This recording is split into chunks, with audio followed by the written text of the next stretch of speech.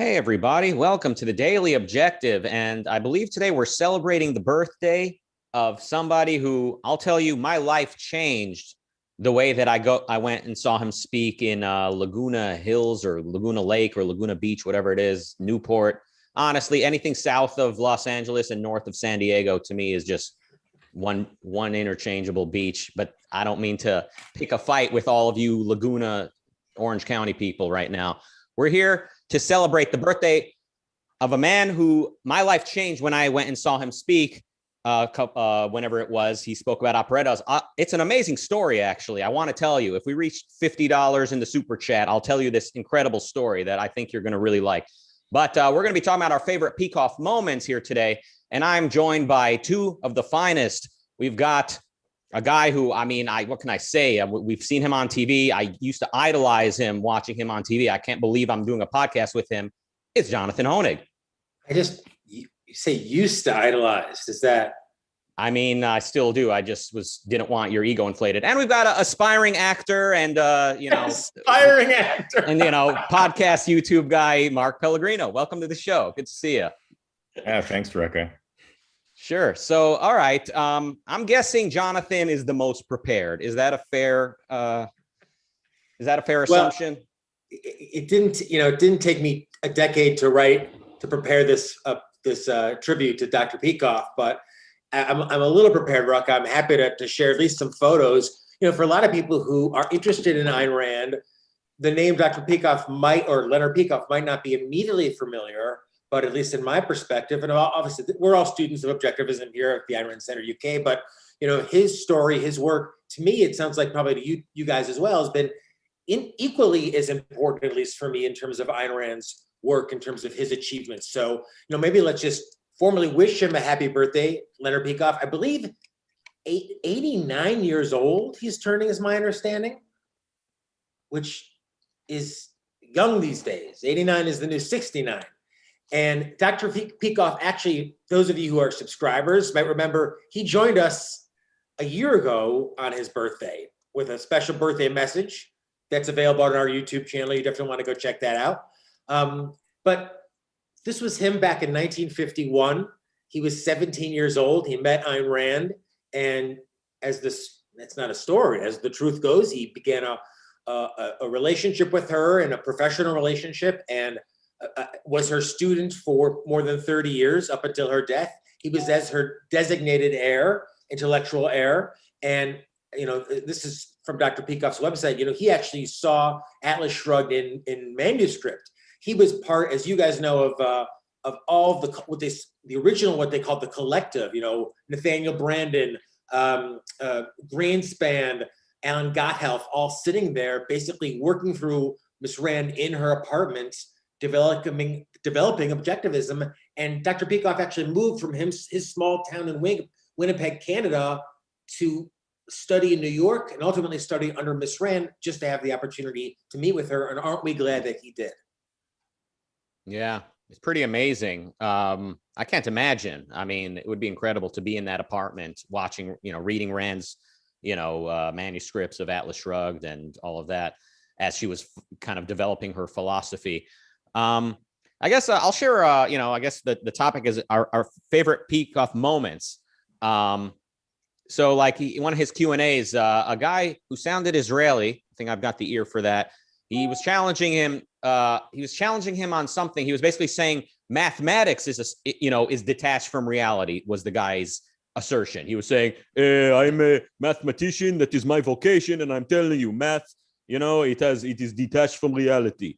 And Peikoff said, no, mathematics is a science just like any other. It is based in reality. Of course, the Israeli mathematician, probably went to school where they basically told him, reality is here, and, philosophy is there, and numbers are there, and don't worry about tying it all together. But if he'd been maybe educated in the apartment of Ayn Rand, he would understand that you would not be able to contemplate numbers if you had never perceived an object in your life. You wouldn't even know what numbers mean if you had never experienced the finiteness of a thing.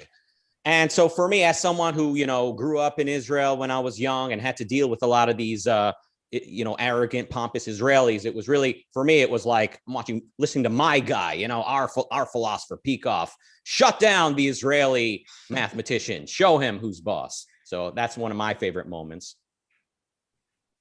Mark, you studied Dr. Peikoff for such a long time and listened to his podcast, read his work, and studied him intimately for a long time. Yeah, I mean, I was first introduced to him when I bought his course on logic. It was like a 50 tape course on logic. I listened to it on the old-fashioned cassette tapes that they had way back when, and then listening to his radio show, which I think became syndicated. Didn't it become syndicated for a short time? And there was a reason for that. I mean, he was offering content that was at that time unknown, right? He was offering not only a take on current events, but a philosophical examination of current events that just didn't exist.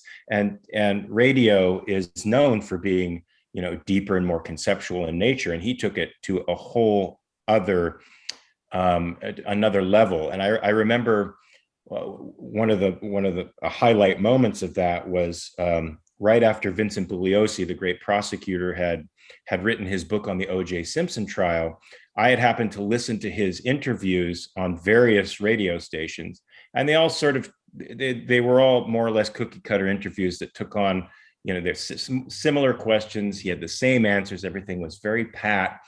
And he has the reputation for being the greatest prosecutor in American history. So you can't imagine him ever not anticipating a question or being stumped in any way. But he got on the Peikoff show, and Peikoff took that interview in a direction that he was completely unexpected to him. And he actually stumped Vincent Bugliosi. I don't want to say exposed him for being a little bit philosophically superficial, but because it wasn't intended as that.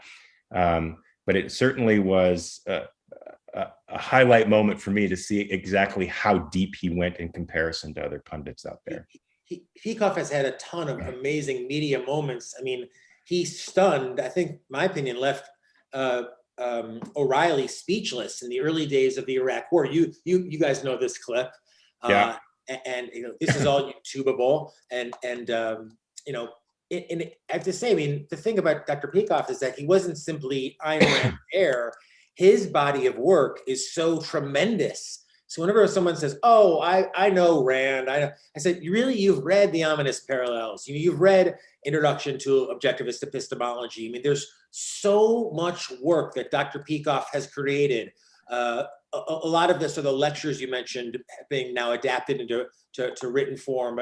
Really useful, practical, interesting, oftentimes based on aesthetics. And I believe Dr. Peikoff in the past has talked about his lecture series on the great plays were among his favorites. So reflecting his not only incredible understanding of objectivism, obviously, and ability to teach it, but great just passion and joie de vivre for life, keeping it real, principles of grammar, and more recently, the dim hypothesis as well. I mean, I have always enjoyed Dr. Peikoff's podcast, and they're all out there. They're all for free on YouTube, on iTunes, and on his website at peikoff.com.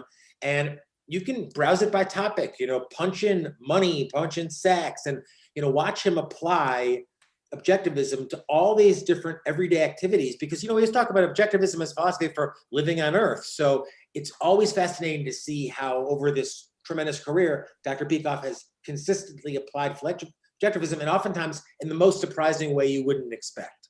It's pretty incredible and clarifying. By the way, Christopher in the super chat with 149 Canadian. Thank you for that. We're getting a little bit closer to our goal. 149 or $1.49? No, $1.49 Canadian. Moving us ever so much closer to the $50 goal, at which point I will tell the life-changing story of what happened the day that I went to go. You're not selling that very well so far, Rucka. It's not very tantalizing. Well, you're kind of an actor. Can you act like you care about this story and sell it a bit better? Well, I'll just throw out that the only platform that has really brought Dr. Peikoff out in the last couple of years has been the Ayn Rand Center UK. I believe featured him on the channel on a number of occasions. One of the times he broke some political history. He shared some political views. So help us help not only just keep popularizing Dr. Peikoff's work, but perhaps inviting him and being able to bring him back on the channel in the future. Hit us up in the super chat right now. Yeah, and I wonder if you could pull up that picture of the Ominous Parallels cover again, Jonathan. Can you do that? There's something I want to point out about it. This is kind of a new Peikoff moment for me, just in that it occurs to me as we're going through this. So you see right there, you read the subtitle, A Brilliant Study of America Today, and then that long dash, whatever it's called. So Ayn Rand loves that long dash. It's in like so much of her writing, right? Like no one uses it more than her. And so the M dash, and to see that the one book that Rand helped edit and the one book she endorsed in her lifetime has that dash right on the cover, I think is very fitting. So I just wanted to point out how happy that makes me to see. Well, it's an important book. It's a prophetic book, and there's so much in Dr. Peikoff's work, that's influential. Now, Mark mentioned writing away or using the tapes at one point of some of Dr. Peikoff's lectures, and for me, he was always the professor that I wish I had. I had some look. I studied. I've told this story before. I studied with Jürgen Habermas at Northwestern. This is one of the big names in philosophy. Habermas. I don't know. Was he speaking German? Was he speaking English? I don't know, because I could not only understand, I could barely keep my eyes open. Dr. Peikoff's lectures are just the opposite. They're interesting, they're engaging, and they're all available for free, mostly available for free on YouTube right now. Lectures on education, lectures on history and philosophy.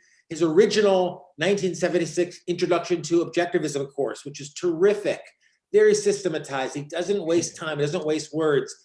Some in-depth stuff about axioms and induction, etc. So there's so much of Dr. Peikoff's work out there. Make yourself available to it, because it's funny, it's interesting, you get a lot out of it, it's engaging, and I just can't recommend it enough. Yeah. I guess I can share another Peikoff moment. In one of his Q&As at the end of one of his Ford Hall Forum lectures, a young lady asked him, you paraphrasing, of course, something like, you talk about reality this and reality that, but like who decides what reality really is? And he answered her, again paraphrasing, he said, you're like a child of your time asking that, like you're Immanuel Kant. The answer is, who decides what's reality? You do, by using your senses and by following a proper, rational process of integrating, etc. Again paraphrasing, go listen back and hear it for yourself. But yeah, the answer, that moment, he goes, who decides what reality, what's the real reality? You do. Ooh, yeah, powerful. I mean, is it safe to say, Mark, you know a lot of the history here, and this is my own interpretation, but that Ms. Rand created objectivism, obviously, but that, again, my opinion is that Dr. Peikoff formalized it, systematized it, and presented it. I don't think I could have understood objectivism even a little bit without Dr. Peikoff's presentation of it as well. Yeah, I think, I mean, I don't know about formalizing it and systematizing it. I think that was done a little bit earlier, but he certainly made it accessible to everyone. I mean, if you read Introduction to Objectivist Epistemology, it does have the density of a philosophy book. It can be a little bit confounding to some folks who aren't used to that kind of language. And Rand is about as plain spoken as you can get as far as philosophers go. But then when you read Objectivism, the philosophy of Ayn Rand, it opens up fresh territories to you and enables you to see some of the complex things Rand was talking about in a whole new light. So, I mean, to me, what he did that's so fantastic and revolutionary is he innovated within the system. He was able to, where gave us the broad outlines and brushstrokes, he was able to get into a more defined and particular point of view with respect to the philosophy, just like Tara Smith has been able to evolve, I think, the ethical aspects of it and make that so much clearer to everybody.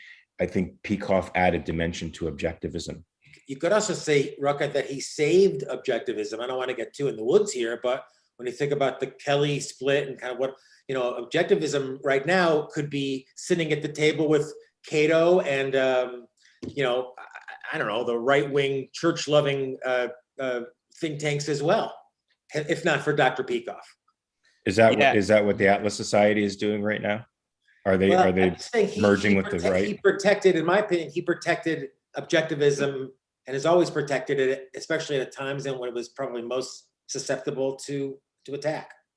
I mean, the Atlas Society is a lot cozier with the right, and they're posting out quotes by Yoram Hazony, who is the figurehead of the nationalist conservative movement. But that's not that is not close to Atlas's biggest crimes. Is I think they're muddying, like they're making it less clear what objectivism actually is. Like objectivism is the philosophy of Ayn Rand. It needs to be her philosophy. So, in my opinion, Atlas Society is making it less clear to people what Ayn Rand's philosophy actually is. But yeah, by the way, super chats are pouring in over here. Let me people want to hear your story. So Ashley Shrugged with $4.99 says, as I already tweeted, I'm so happy that Mark, accomplished actor, is back. Well, that's nice. That was Ashley? Yeah. Well, thank you, Ashley, for recognizing that fact and for tuning Rucka into that. Yeah, we're all rooting for you. Robert with $10 says, clearly everyone's withholding their big super chat dollars until Life on Earth later today on ARCUK. But how can you resist the temptation of an insider story from Rucka? Let's go, people. And then Richard Cameron. Did he give some money for that? For $10. That statement? Yeah. Okay, $10, not bad. And then okay. Richard. So we're up to what, 15 right now around? Until Richard Cameron with $20 says, in honor of Dr. P's intellectual honesty and integrity, Dr. P's podcast and OPAR helped me turn my life around. Best premises to all. All right. And then Bonnie chimes in with $5 saying the best recommendation for objectivism is that Dr. Peikoff enjoys his life. Happy birthday on Saturday, October 15th. Well, that's very nice. We're at $41. So we only need a mere $9 before we get Rucka's hair-raising story. This is an amazing story. It's hair-raising, right? Well, I mean, it's if you have hair, it's gonna leave us on pins and needles. I have hair, thank God. It's the kind of story, I think if Leonard Peikoff tunes into the episode today, I think he'll appreciate this story more than anyone. This is a life-changing story from the day I went to see Leonard Peikoff speak in Laguna something or another, California. I'll just echo Richard's point about Dr. Peikoff's work really improving my life. I mean, my parents spent a lot of money on a very fancy education for me, but when I think back to real lessons that I'm drawing on, things that I'm repeating in my head, it's things I learned from Dr. Peikoff's lectures, on his podcast, from reading his works. His oftentimes wicked sense of humor, his interesting understanding of history, and my favorite moment, as long as we're sharing favorite moments, and Regina, thank you for your £2. We're adding that to, we're almost at our goal. I'm sure you guys would agree, must watch Dr. Peikoff's and Dr. Ridpath's Slam Dunk. Oh yeah. Right? I was gonna mention that one. Yeah, that was so awesome. To a free, prosperous, and civilized future. I won't bore us now, but it is the famous 1984 debate in which Dr. Peikoff and Dr. Ridpath have people standing up in the audience cheering for freedom, philosophy, individual rights. It's a triumph. This took place in Canada, did it not? Toronto, yeah.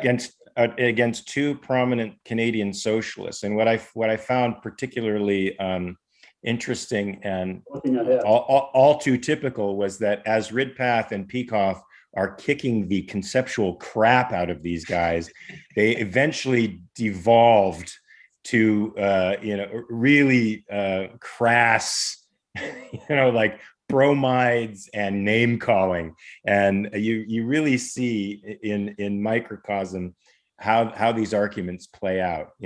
Reason just beats the crap out of the other side, and the other side just spazzes out, and that's their answer. Yeah, it's a beautiful thing to see.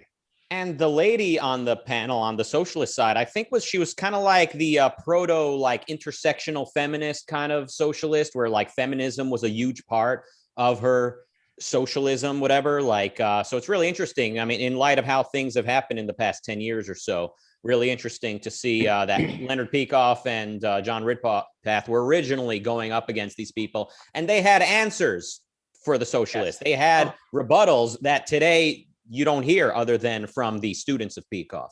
Yeah, it's a great, like, pop yourself some popcorn, go sit down with a friend and watch Dr. Peikoff and Ridpath. It's been remastered. It's on YouTube right now.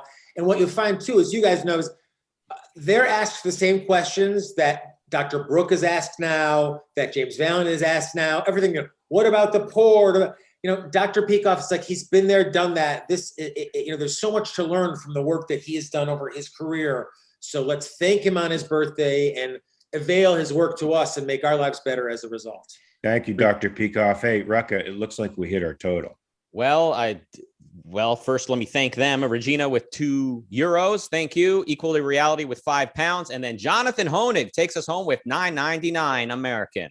Well, that was very cool of you. Thanks, Jonathan. I it's not that I wanted to, but I got to use the can. So if we can, hurry this up that way. All right. Quick Peikoff moment before I take us home with this story. Just he was doing a show on, alleged arguments for the existence of God and what's wrong with them. And somebody called in and said, one of the arguments people make for the existence of God is that this world is habitable to humans. Like that's proof of a designer. And Peikoff said, well, then dinosaurs shouldn't believe in God. So that was another very clever off the cuff moment. Well, the world was not hospitable to dinosaurs. So you should only believe in God when the world and by the way, this world is not hospitable to humans. We make it hospitable, right? It's a pretty horrible place otherwise. But anyway, nice Peikoff moment. If either of you has another moment you want to share, you're welcome to do that now, or else I will finally. Wait, we got to the punchline already? Yeah, dinosaurs shouldn't believe in God. Yeah. Okay. I thought it was a clever moment. I'm just messing with you. Oh, it's on. Hey, see. All right. Any other moments from you two, or should we fulfill my promise to tell this story? This is an amazing story. But tell the story, because people are waiting on pins and needles for that. Let's definitely hear that. Wait, that wasn't the story? No. Stop messing with my head, Mark. All right. Okay. So the day was sometime at the end of the lockdowns, right? After the lockdowns were finally going away and we were having this public event, right? Or an event not in somebody's home. It was at this beautiful hotel somewhere south of Los Angeles, north of San Diego, in an unknown location by me. And now I had just been getting out of, the last worst year and a half of my life, probably, lonely, frustrating, watching the lockdowns rage, watching the civil unrest outside burning down. My fellow, young Angelinos, my fellow aspiring artists, etc., are burning down the stores we all liked shopping at. It was just absolutely disheartening, a horrible time. And what is just questioning, sitting at home alone all day, wondering what's even going to be left after this is over. What's the world out there even going to be like? So I got my answer that day. I go to see Leonard Peikoff speak, drove down to Laguna, whatever it was, go into this beautiful hotel where the event was taking place.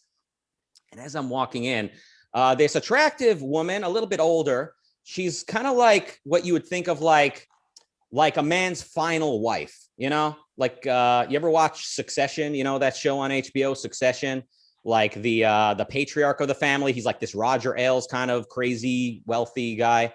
He's like at a stage of his life where like he's been through enough 25-year-old girls. Like he wants kind of a mature, beautiful woman, just a modest 25 years younger than him to kind of settle down with. And that's kind of like what this lady kind of looked like, a little older, but like just really, really attractive and sort of mature, right? You kind of Orange County vibes, not like some crazy LA confused about life and reckless and deranged. This is a real Orange County kind of girl, a little bit ethnic. I don't know if she's Italian, Chaldean, something. So as I'm walking into the event, into this hotel lobby, this lady goes, "Excuse me, do you know where the restroom is?" And I go, "Oh no, I just got here. I think maybe it's over there." Yeah. She's like, "Yeah." This is shaping up to be a Penthouse Forum story. And I said, "Yeah, I don't know where the restroom is. I think it's over there." I just can't believe I paid $10 for this. All right, I guess you don't have to hear how it ended. Oh, come on, let's go. So she starts walking in that direction, and then she stops and she turns around and she asks me, "Has anyone told you you look like David Duchovny?" And that was the moment that I realized the lockdowns are over, that the Armageddon is behind us. And those of us who did not sell our souls to the passion of the moment will now inherit the earth, and this world is now ours. And that's the story. And that's when the music started. Down, chicka, down, chicka, down. That's the story that we're able to air on the show. So thank you all for contributing towards hearing that story. You paid $50 for that, folks. Just letting you know. Well, I'll throw one out really quick too. I mean, you know, Dr. Brooke would often say, "What would you say if you met Jeff Bezos? What would you say to him other than thank you? Like, what would you say to Jeff Bezos? Oh, where's my order?" So I have to say, I briefly met Dr. Peikoff years ago, and I happened to have my copy of the book at the time, and he signed it to me. I'm definitely proud of it. This is one signature you're not going to see on eBay. And I was struggling at the time, having not been prepared, just what to say to him. And all I could say to him was, thank you, because as one of our super chatters said, you know, his work has just made my life so much better. So happy birthday, Dr. Peikoff. Much more great work ahead, great health, and thank you from all of us here at the Ayn Rand Center UK. Absolutely right. I agree. And I just want to say, Mr. Peikoff, you've enabled me to understand the relationship of life to philosophy, and it has helped me immeasurably. I am happier now than I have ever been. And it's because of the objectivism that you made accessible to me. Thank you, sir. I don't know how to possibly top that. Thank you, Leonard Peikoff, for all of your magnificent work. And if anyone's name is Jonathan out there, you cannot find this book on eBay, but contact Jonathan Hoenig directly and make him an offer. Who knows if he might give up that precious signed book. I really can't say enough positive things about Leonard Peikoff. His work means just so much to us. And I would tell everybody, someone in the chat, a member asked, is The Ominous Parallels available on audiobook? I don't think it is, but just read it. You got to read it. Some books you just got to read. It's a very good read. Mm-hmm. He's a very good writer. Here's the theory. I think that's the opening line. Here's the theory, or this is the theory. He's got a theory. It's also, I'll throw it out, was also republished under a new title, The Cause of Hitler's Germany. Might be a slightly tighter edit. Either is tremendous, as if any of Dr. Peikoff's work. So pick them up. Absolutely right. And it's not only an amazing read, but very useful in understanding the times we live in. All right. Well, I guess that's all the time we have today. What an incredible show we've had. Thank you, gentlemen. And thank you all for watching. Coming up today at 10 p.m. UK time, it's Life on Earth with Robert Nasser on Happy Birthday to Me. Celebrations, anniversaries, and more. Oh, apparently it's Robert's birthday as well. So Mazel Tov. Happy birthday, Robert. Happy birthday. All right. Thanks, you guys. And thank you all for watching. See you back here. No Daily Objective tomorrow due to some live events taking place in England, but lots of other good stuff happening on the channel anyway. So look forward to that. Thank you all, and goodbye.